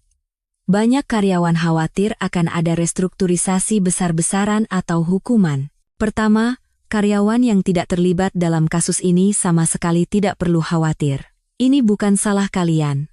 Wajah para karyawan mulai sedikit cerah. Kedua, mulai sekarang, kita akan menerapkan manajemen yang sepenuhnya transparan. Semua proses kontrak dan transaksi akan diungkapkan, dan sistem pengawasan internal akan diperkuat. Ketiga, lingkungan kerja kalian juga akan kami perbaiki secara besar-besaran. Perlakuan tidak adil atau perundungan tidak akan ditoleransi sama sekali. Mendengar pengumuman Pak Baskoro, para karyawan menghela napas lega. Dan satu lagi, Bapak Bima Aditya telah setuju untuk menjadi konsultan reformasi di perusahaan kita. Tepuk tangan membahana. Para karyawan sangat senang dengan kehadiran Bima. Terima kasih. Kedepannya, kita akan benar-benar membangun perusahaan yang baik, kata Bima sambil berdiri dan memberi hormat. Selama beberapa bulan terakhir, saya belajar banyak saat bekerja bersama kalian. Terutama, saya bisa merasakan langsung kesulitan teman-teman yang bekerja di lapangan. Berdasarkan pengalaman itu, saya akan menemukan perbaikan-perbaikan yang benar-benar dibutuhkan, masukan dari kalian juga selalu saya terima. Setelah rapat selesai, Bima meluangkan waktu khusus dengan karyawan tim Satpam. Saya ingin meminta maaf secara khusus pada kalian. Kenapa, Pak? Selama saya menyembunyikan identitas, saya menyaksikan perundungan dari Pak Hardi tetapi tidak bisa langsung membantu. Karyawan tim Satpam menggeleng. Tidak, Pak. Justru kami berterima kasih. Berkat Bapak, hal-hal seperti itu bisa hilang. Betul. Kami juga menderita karena Pak Hardi, tapi sekarang kami bisa bekerja dengan semangat baru. Kedepannya, hal seperti itu tidak akan pernah terjadi lagi, saya jamin. Sore harinya, wawancara dengan media berlanjut. Pak, bagaimana Anda melihat signifikansi dari penyelidikan penyamaran ini? Saya rasa ini bukan hanya tentang mengungkap korupsi di satu perusahaan, tetapi juga menyoroti masalah-masalah tersembunyi di masyarakat kita. Masalah seperti apa, Pak? Penyalahgunaan kekuasaan di dalam perusahaan, persekongkolan ilegal dengan pemasok, dan budaya yang menyulitkan pelaporan dari internal. Kalau begitu, apakah menurut Anda metode penyelidikan seperti ini harus lebih diperluas? Tidak bisa diterapkan pada semua kasus, tetapi terkadang ada masalah yang hanya bisa ditemukan dari dalam. Dalam kasus seperti itu, saya rasa ini patut dipertimbangkan. Malam itu, di berita, kasus ini menjadi berita utama. Mantan jaksa menyamar sebagai satpam selama beberapa bulan untuk mengungkap korupsi perusahaan menjadi viral. Kasus ini menjadi sorotan apakah bisa menjadi model baru dalam pemberantasan korupsi internal perusahaan. Keesokan harinya, proses reformasi dimulai secara besar-besaran. Bima, bersama Pak Baskoro, meninjau kembali semua kontrak pengadaan. Sebagian besar kontrak ini bermasalah. Masalah seperti apa? Harganya 30% lebih tinggi dari harga pasar, atau jumlahnya jauh melebihi kebutuhan sebenarnya. Lalu apa yang harus kita lakukan? Kita harus melakukan negosiasi ulang dengan semua pemasok. Dengan prosedur yang transparan dan adil. Dalam proses ini, keahlian Bima bersinar. Pengalamannya menangani kasus korupsi perusahaan saat menjadi jaksa sangat berguna. Dan ke depannya, semua proses kontrak akan kita publikasikan. Dipublikasikan? Iya. Pihak rekanan, harga, syarat, semuanya transparan. Dengan begitu, kita bisa mencegah tindakan ilegal dari akarnya. Selain itu, perbaikan lingkungan kerja juga dilakukan.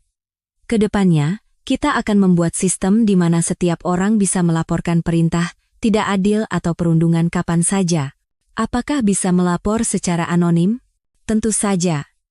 Dan pelapor akan dilindungi sepenuhnya agar tidak mendapatkan perlakuan yang merugikan. Wajah para karyawan menjadi cerah. Sepertinya sekarang mereka benar-benar bisa bekerja dengan tenang. Seminggu kemudian, Bima mengadakan acara khusus untuk karyawan tim Satpam. Saya menyiapkan acara ini untuk mengucapkan terima kasih yang sebesar-besarnya pada kalian. Terima kasih untuk apa, Pak? Selama beberapa bulan terakhir, kalian banyak membantu saya saat bekerja bersama.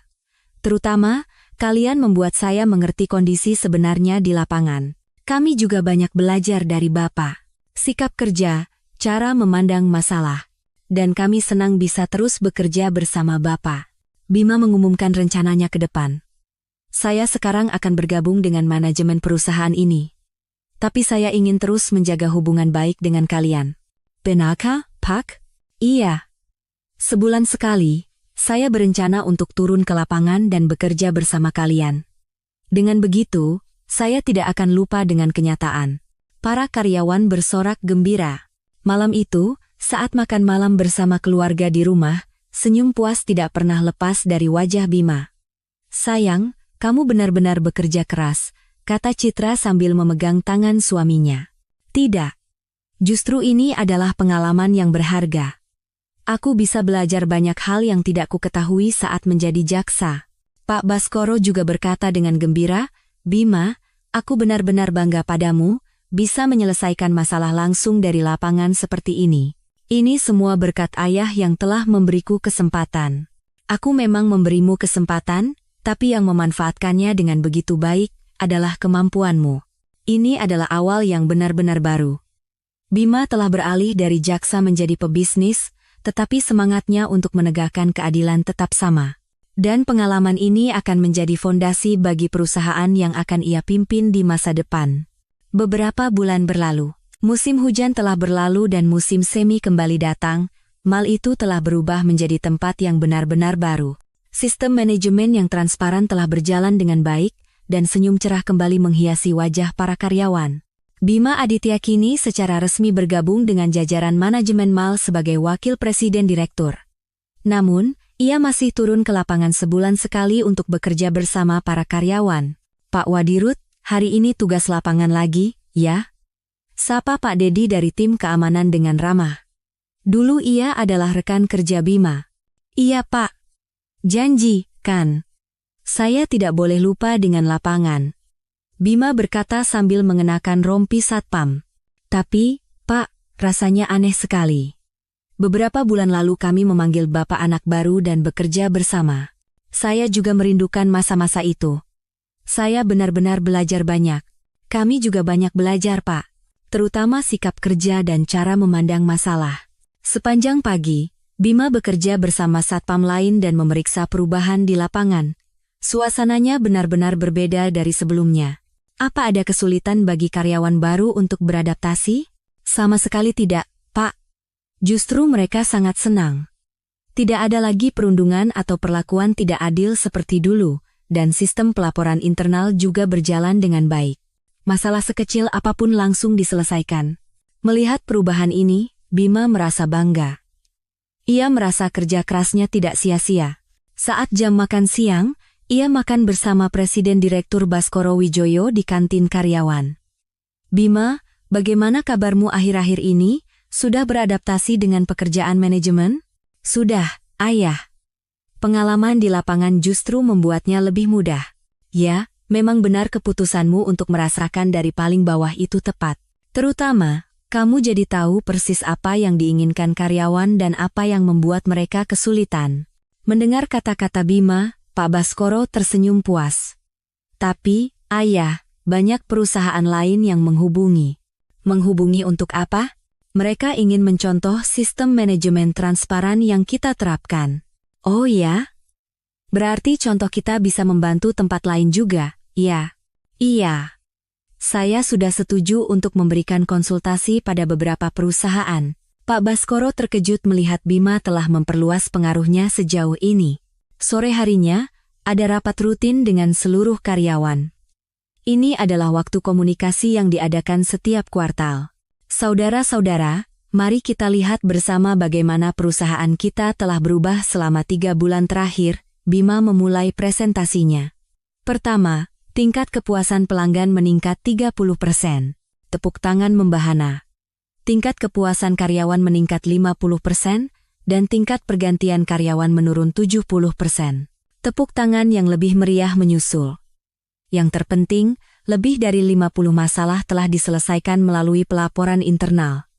Semua ini berkat partisipasi aktif kalian. Wajah para karyawan menunjukkan kebanggaan. Dan ada satu lagi kabar baik. Bima berhenti sejenak, lalu tersenyum. Perusahaan kita dianugerahi penghargaan tata kelola perusahaan transparan tahun ini. Ruang rapat dipenuhi sorak-sorai. Semua ini adalah pencapaian berkat usaha setiap dari kalian, kata Pak Baskoro sambil berdiri. Kalian adalah karyawan yang sangat membanggakan. Mari kita terus membangun perusahaan seperti ini.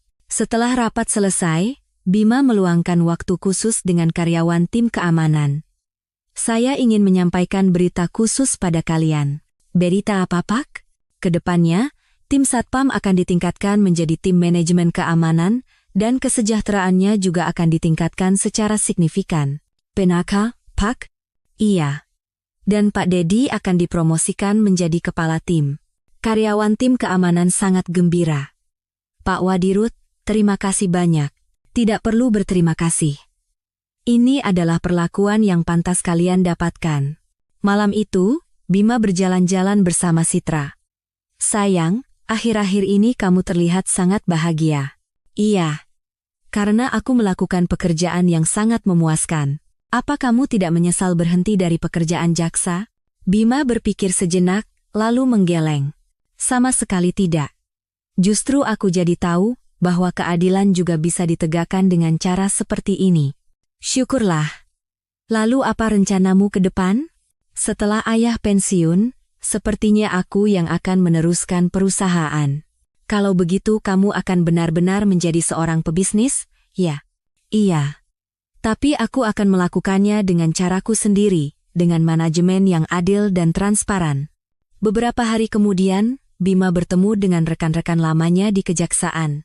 Bima, bagaimana kabarmu? Kehidupan sebagai pebisnis? Sangat baik. Justru sepertinya aku bisa melakukan lebih banyak hal daripada saat menjadi jaksa. Oh ya? Dari sisi apa? Sebagai jaksa, tugas utamaku adalah menghukum setelah kejadian. Tapi sekarang, aku bisa mencegah masalah sebelum terjadi. Benar juga. Tapi gara-gara kasusmu, minat terhadap penyelidikan penyamaran jadi meningkat. Benarkah? Iya. Jaksa-jaksa lain mencoba mencontoh caramu.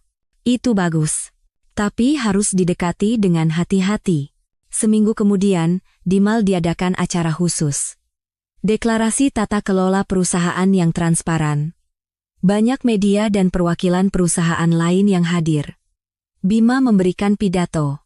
Hadirin yang terhormat, dan seluruh karyawan, hari ini bukanlah sekadar acara biasa. Ini adalah janji agar masyarakat kita menjadi lebih jujur dan transparan. Beberapa bulan lalu, saya bekerja sebagai satpam di sini. Hadirin tersenyum. Melalui pengalaman itu, saya menyadari bahwa perubahan sejati dimulai dari lapangan. Bukan dari atas meja mewah di ruang direksi, tetapi dari lapangan tempat kita bekerja keras setiap hari. Tepuk tangan membahana. Kedepannya, Mal ini berjanji sebagai berikut. Pertama, kami akan mempublikasikan semua transaksi secara transparan.